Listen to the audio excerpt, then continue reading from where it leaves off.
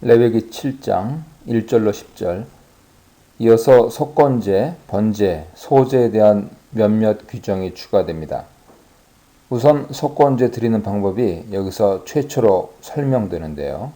속죄제 것과 동일합니다. 즉 순양의 내장 기름과 기름진 꼬리, 두 콩팥, 그리고 간엽을 바칩니다.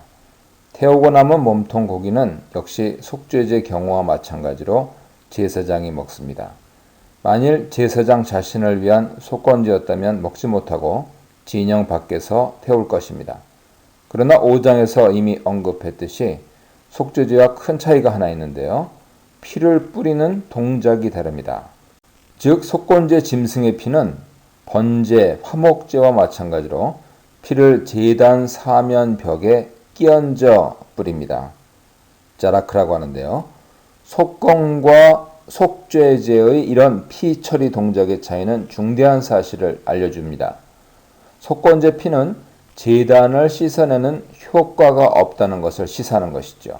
실제로 어디에도 속건제 피가 제단을 씻는다는 언급은 나타나지 않습니다.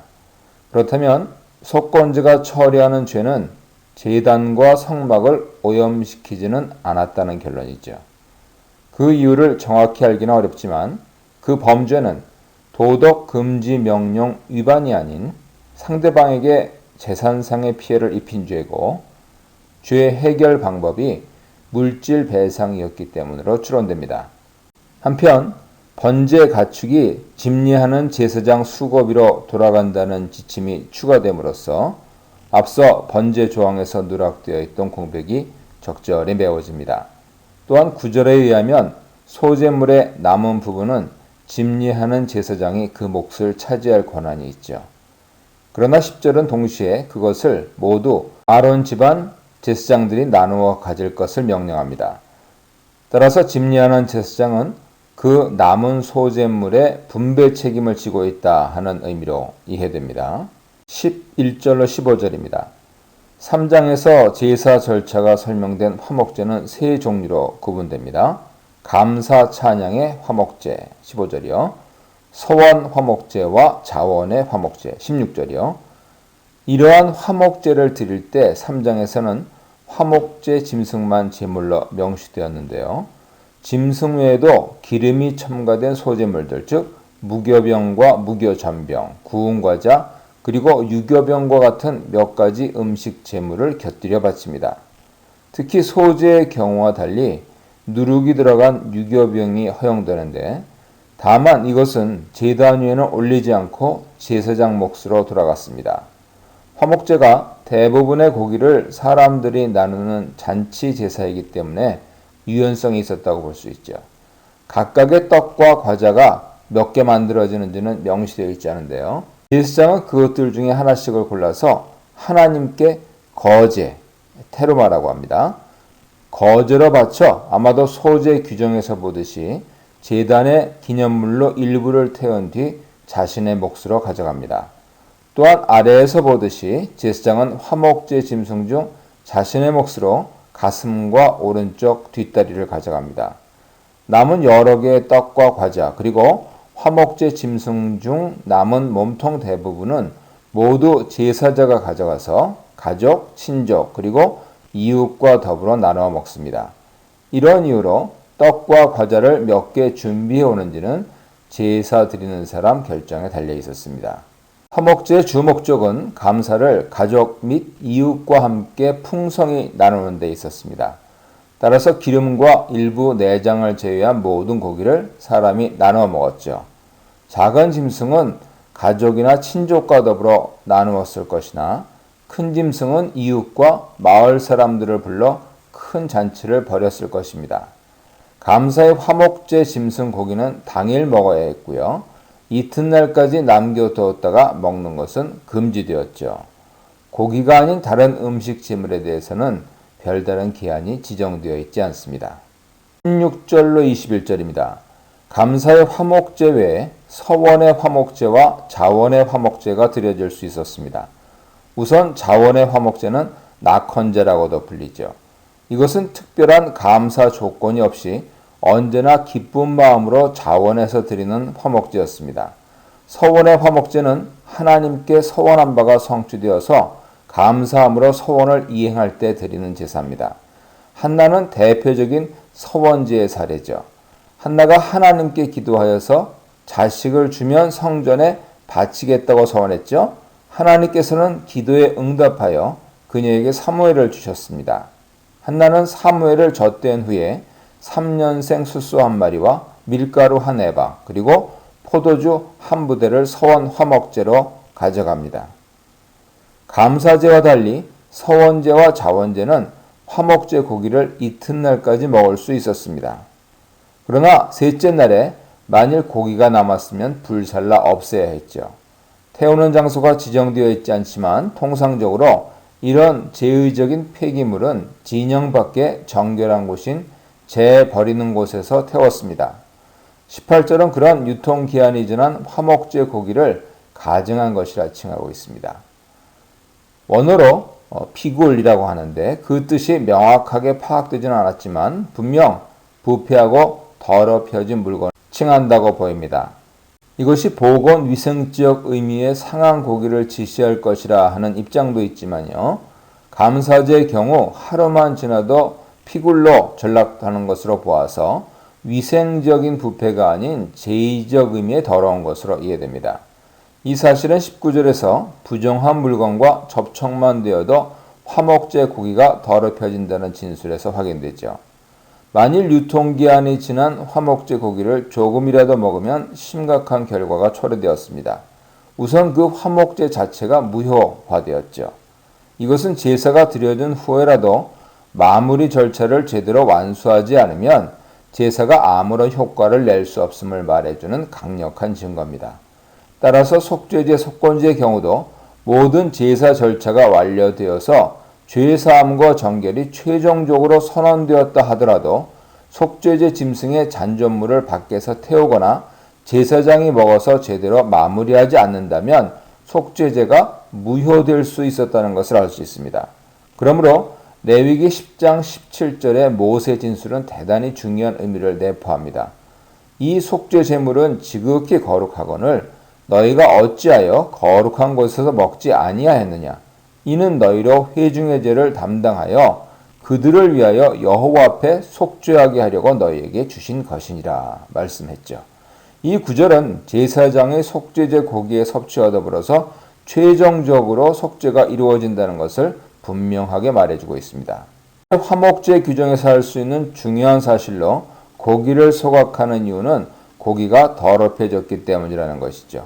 만일 그 짐승이 속죄제의 절차를 통해서 죄와 정결치 못함으로 오염되지 않은 깨끗한 상태라면 진영 밖에 반출하여 태울 필요가 없이 소재물처럼 제단 위에 불살랐을 것입니다.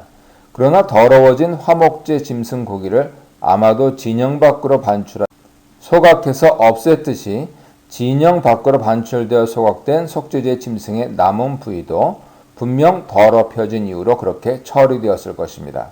결국 속죄제 남은 고기를 진영 밖으로 반출하여 태우는 이유도 그 고기가 제사 드리는 인간의 죄와 성소에 정결치 못함으로 더럽혀졌기 때문이라 주장할 수 있습니다. 이러한 더럽혀진 가증한이라고 표현되죠. 화목제 고기를 먹으면 화목제가 무효가 될 뿐 아니라 먹은 자는 그 죄를 짊어지게 됩니다. 또한 만일 그 고기가 부정한 물건에 접촉되었으면 마찬가지로 먹을 수 없습니다. 나아가 먹는 사람의 자격도 엄격하죠. 그 고기는 몸이 부정한 사람이나 부정한 것과 접촉해서 부정을 탄 사람은 결코 먹을 수 없고 정결한 사람만이 먹을 자격을 갖습니다. 만일 이러한 규정을 어기면 백성에게서 끊어짐의 형벌을 받았습니다. 여기서 끊어짐보다는 우리말의 가장 적절한 표현이 제명으로 하면 이해가 쉽죠. 따라서 제명이란 용어를 앞으로 사용할 것입니다. 제명의 형벌에 대해서 몇 가지 견해가 있는데요. 즉각적인 죽음, 이른 죽음, 후손의 죽음, 공동체로부터의 추방, 즉 파문 등이 있습니다. 적어도 현재 문맥에서 죽을지며 그리고 끊어들이라 하는 두 문구는 죽음에 대한 동의적인 표현으로 보입니다. 22, 27절입니다. 마지막으로 화목제와 더불어서 두 가지 금지된 것을 명령합니다. 곧 기름, 피입니다. 이것은 매우 강한 어조의 법안으로 주어지고 있습니다. 가축의 기름을 먹거나 사용해서는 안 되며 모두 제단에 태워야 합니다. 앞서 3장 16절에서 모든 기름은 여호와의 것이라 선언된 바 있습니다. 25절은 기름 금지를 제단 도살이 된 가축으로 제한하는데, 어떤 랍비들은 제사가 아닌 식용을 위해 일반 도살로 죽인 가축의 경우와 사냥한 짐승의 기름은 식용이 가능했다는 입장을 보이기도 합니다. 이 경우 기름 자체를 먹는다는 의미가 아니라 기름이 포함된 고기 부위를 먹는 것을 의미하죠. 내장 기름 덩어리 자체는 식용으로 부적합하기 때문입니다. 자연사한 짐승이나 물려 죽은 짐승 기름도 먹을 수 없고요. 다만 생활 용도로는 사용 가능하죠. 여기서는 기름 섭취 금지라는 주제에 맞춰서 그런 짐승 기름을 먹지 말라고 경고하고 있는데, 레위기 17장 15절에서는 이런 짐승 고기 자체가 식용으로 금지되고 있습니다. 그 이유는 자명하지요. 피를 쏟아내지 않은 이런 짐승들의 몸에는 피가 남아있기 때문에 그런 고기 섭취는 결국 피째 고기를 먹는 셈이 되기 때문입니다. 만일 금지된 기름을 먹으면 그는 백성으로부터 제명되는 징벌을 받습니다. 마지막으로 피의 섭취가 금지됩니다. 피 금지는 제의 도살용 가축과 일반 가축, 그리고 사냥한 짐승을 포함한 모든 짐승 피에 적용됩니다. 레위기 17장 11절은 피 섭취가 금지된 이유를 설명하죠. 이는 피가 곧 하나님께서 부여하신 생명을 상징하기 때문입니다. 피 섭취의 결과 역시 무서운 제명 형벌입니다. 이 문단에서는 수평적인 제사, 축제가 되는 제사, 더럽혀지거나 피와 기름 섭취를 금지하는 제사로서 화목제에 대해 묵상해 보시기 바랍니다. 28, 33절입니다. 화목제에 대한 추가 지침이 연속적으로 제시됩니다. 화목제 짐승 중에 예물로 여호와께 바칠 부분은 제사 드리는 사람이 직접 손에 들고 가야 합니다. 그것은 짐승 기름과 가슴, 그리고 오른쪽 뒷다리, 허벅지입니다. 모두 여호와께 바쳐지는 부위인데 그 중에 제단에서 태우는 것은 기름입니다. 단지 희생 짐승 기름만 언급되나 여기서 기름은 내장의 기름과 두 콩팥, 그리고 간엽에 대한 대표적 표현이죠. 아마 가슴은 아론과 모든 제사장이 함께 분배하지만 오른쪽 뒷다리는 화목제를 침례한 제사장 몫으로 돌아가는 것으로 보입니다. 이 법안은 제사장 몫인 화목제 짐승의 가슴은 요제로, 뒷다리는 거제로 바칠 것을 명령하고 있습니다. 요제와 거제, 관제 혹은 전제는 번제나 화목제와 같은 제사의 종류가 아닌 제물을 바치는 방법이라 할 수 있습니다. 관제는 보통 포도주를 제물 위에 붓는 행위를 말하고, 요제는 흔드는 제사, 거제는 들어올리는 제사로 이해됩니다. 그러나 요제와 거제는 우리가 알고 있는 것과는 다릅니다. 두 제사 방법에 대해 요약하면 다음과 같습니다. 거제는 원어로 테루마라고 하는데요. 이것은 흔히 들어올리는 제사 방식으로 이해됩니다. 그러나 단순히 여호와를 위해 성전에 바쳐진 제물을 의미하기도 하죠. 출애굽기 25장에 보면 자원하여 가져온 것, 이런 부분들을 가리키는 것이죠. 이런 이유로 해서 다수의 학자들과 많은 영어 성경 번역본들은 본문의 거제를 단순히 헌물로 번역하기도 합니다. 이것은 말라기 3장 8절에 11조와 헌물, 봉헌물, 테르마라는 표현에서도 분명히 드러나지요. 두 번째로 요제는 원어로 테누파라고 합니다. 이것은 흔들어 바치는 제사 방식으로 알려져 있습니다. 그러나 사실 이것은 흔들기보다는 단순히 제단에 올리는 동작이 수반된 제물을 말하죠. 요제를 흔드는 제사로 보기 어려운 이유는 예컨대 제사장 위임식을 보면 짐작해 볼 수 있습니다. 제사장들이 제단 앞에서 그들의 두 손 가득 많은 제물들을 올려놓는데 이때 제물 양을 고려해 볼 때 흔들었다고 보기는 어렵고요. 단순히 제단 앞에서 들어 올렸을 것입니다. 그래서 여러 학자들이 이것을 오히려 거제라고 번역하기도 합니다. 하지만 우리는 혼동을 피하기 위해서 전통적인 번역 그대로 요제로 계속 따를 것입니다. 34, 36절입니다. 화목제물의 오른쪽 뒷다리와 관련해서 그것이 뒷다리인지는 논란이 됩니다. 원어 쇼크는 흔히 족발이라고 불리는 정강이가 아닌 다리의 윗부위, 즉 허벅지를 말하죠. 쇼크라 불리는 이 부위는 짐승 뒷다리 허벅지가 두툼하기 때문에 아마도 뒷다리로 보는 것이 일반적인 견해인 것 같습니다.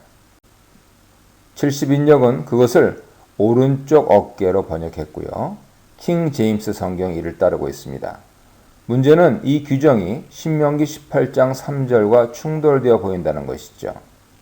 제사장이 백성에게서 받을 몫은 이러하니 곧 그 드리는 제물의 소나 양이나 그 앞다리와 두 볼과 위라 이것을 제사장에게 줄 것이요.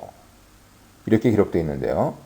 우선 신명기법에서 앞다리로 번역된 원어는 제로아입니다. 쇼크가 다른 윗부분을 지시하는 반면에 이 단어는 어깨를 의미하죠. 따라서 70인역의 제로아 역시 어깨로 옮깁니다. 70인역은 쇼크와 제로아를 같은 부위를 지칭하는 것으로 본 것이죠. 그러나 마찬가지로 그것이 오른쪽 다리로 지시될 뿐 뒷다리인지 앞다리인지는 명시하지 않습니다.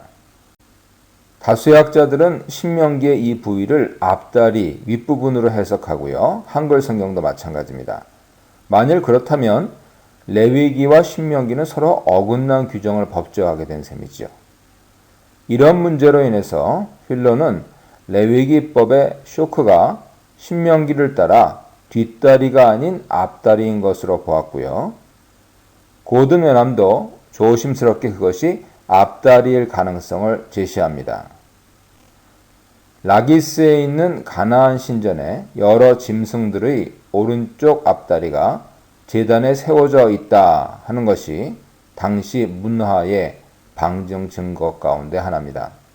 그러나 앞서 말한 대로 다수의 현대학자들은 레위기는 오른쪽 뒷다리, 신명기는 오른쪽 앞다리를 제사장 몫으로 할당한다 해석하고 있습니다. 신명기법에서 또 다른 차이는 제사장에게 가슴 부위가 아닌 두 볼과 위를 주라고 한 규정이죠. 오른쪽 대퇴부가 뒷다리인지 앞다리인지 여부와 상관없이 신명기법의 두 볼과 위는 분명 레위기법의 가슴과는 차이가 납니다.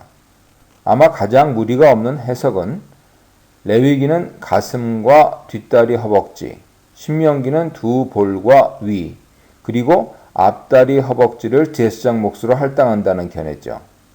이러한 서로 다른 법에 대해 비평주의 학자들은 제사장과 신명기의 상이한 전통으로 인한 것으로 보기도 합니다. 그러나 복음주의 학자들은 광야 성막법에서 중앙성전법으로의 변화를 보려고 합니다. 아마 성막과 관련되어 주어진 몇 가지 시내산 법들이 중앙성전과 관련된 넓은 가나안 땅 배경과 사회 정황에 맞춰서 변경된 점에 비춰볼 때 이것이 가장 합당한 해석인 것으로 보이죠. 제사장에게 가슴이 아닌 두 볼과 위, 뒷다리 허벅지가 아닌 앞다리 허벅지가 할당된 것은 전체적으로 제사장 몫이 축소된 것을 의미합니다. 이것은 어쩌면 장차 화목 제물을 나눌 가족과 친지 규모가 커지고 인구가 늘어날 가나안 땅의 사회 정황에 맞춰서 평민에게 더 많은 몫을 돌리기 위한 변경인지도 모릅니다. 이러한 제사장 몫은 제사장들이 위임되던 날 이후 그들에게 주어지기 시작했습니다. 신명기법에서 사회 상황 변화로 인해서 약간 변경되지만 모든 화목제 짐승의 가슴과 오른쪽 뒷다리는 제사장들의 몫으로 할당됩니다. 화목제가 주는 교훈은 이웃과의 나눔과 평화로운 사귐에 있습니다. 제사 드리는 사람은 자신의 기쁨과 감격을 나누기 위해 화목제를 바친 뒤 고기를 이웃과 함께 나누었습니다. 감사제의 경우 고기를 당일에 다 먹어야 하는 이유의 배후에는 감격스런 감사의 마음이 뜨거울 때 가진 것을 즉시 나누라는 권면이 암시되어 있는지 모릅니다. 이때 반목 관계에 있던 이웃도 한자리 식탁에서 초청됨으로써 화목제가 사람 간의 관계를 복원하는 기능을 했을 수 있습니다. 마지막으로 화목제가 속죄 효과가 있었는지 살펴보겠습니다. 전통적으로 많은 학자들, 특히 보수 학자들은 모든 짐승의 제사는 피를 내기에 속죄 효과가 있다고 주장해 왔습니다. 따라서 화목제도 마찬가지로 죄를 사하는 기능을 갖습니다. 그런 주장의 유일한 근거는 에스겔 45장 15절 17절이죠. 여기서 속죄제, 번제, 소제, 화목제를 이스라엘 백성의 속죄를 위해 바칠 것을 요구합니다. 아마도 이어지는 18절로 25절에 비춰볼 때 에스겔의 6월절 의식에 따라 속죄를 위한 목적으로 속죄제가 주 제사로 드려지는 가운데 나머지 제사들이 보조적으로 함께 드려진 것으로 보입니다. 그런데 그 제사들 목록에서 화목제가 가장 나중에 나타나는 것에 주목해야 합니다. 이스라엘 족속을 속죄하기 위하여 이 속죄제와 소제와 번제와 감사제물 즉 화목제를 갖출지니라. 이 화목제는 모든 제사에서 항상 잔치 제사로 나중에 드려졌기 때문에 마지막에 끼어 있는 것이죠.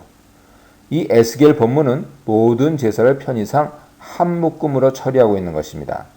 이런 점에 비춰볼 때 에스겔 45장 15절 17절을 화목제의 대속 기능의 증거로 삼을 수 있을지는 의문입니다. 무엇보다 화목제는 죄를 위해 드리는 제사가 아님을 상기해야 하지요. 즉 인간은 죄를 지을 때 화목제를 바치지 않습니다. 화목제는 하나님과 평화의 관계를 기뻐하기 위해 드리는 감사 제사라 할 수 있습니다. 37, 38절입니다. 법안 이전에 이미 번제와 화목제 그리고 소제는 족장시대 이전부터 존재했습니다. 레위기에서 비로소 이 제사들이 공식적으로 법제화되고 있을 뿐이죠. 반면에 속죄제와 속건제는 레위기에서 신설되는 제사입니다. 참고로 고대부터 번제가 드려졌다 하는 것은 성서신학적으로 아담에게로 거슬러 올라가면서 하나님께서 최초로 마련하신 제사법이다 설명할 수 있습니다. 이 문단에서는 제사자가 직접 드리는 제물, 요제와 거제로 드리는 제물, 의무보다는 교제의 방편으로서 화목제에 대해서 묵상해 보시기 바랍니다.